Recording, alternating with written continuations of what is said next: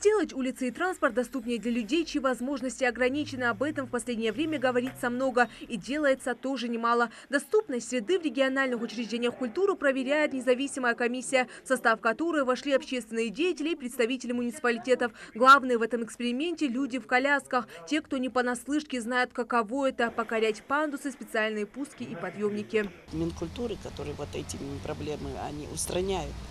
И на сегодняшний день это то министерство, которое работает лучше всех у нас в республике и делает доступную среду. Мы благодарны тому, что они делают для нас. И поэтому сегодня мы посещаем многие мероприятия, входим во все возможные концерты, спектакли и другие различные мероприятия, потому что для нас там созданы условия, создают.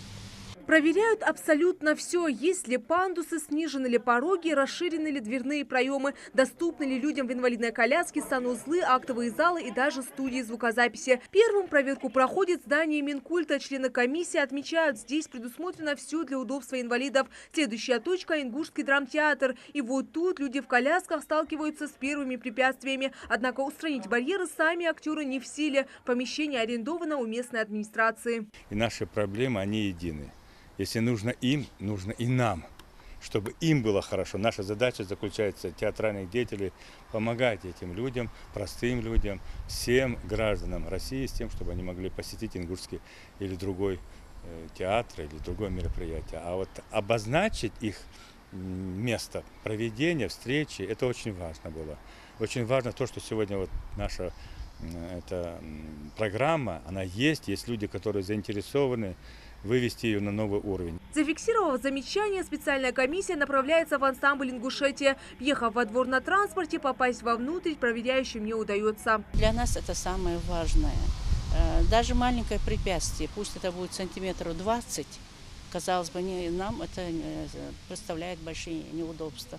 Потому что человек с ограничениями сам, если не может куда проехать, у нас очень много направлений, связанных с недоработками. Это торговая сеть, мы это больше замечаем. Аптеки, куда бы, казалось бы, людям надо постоянно с ограничением бывать.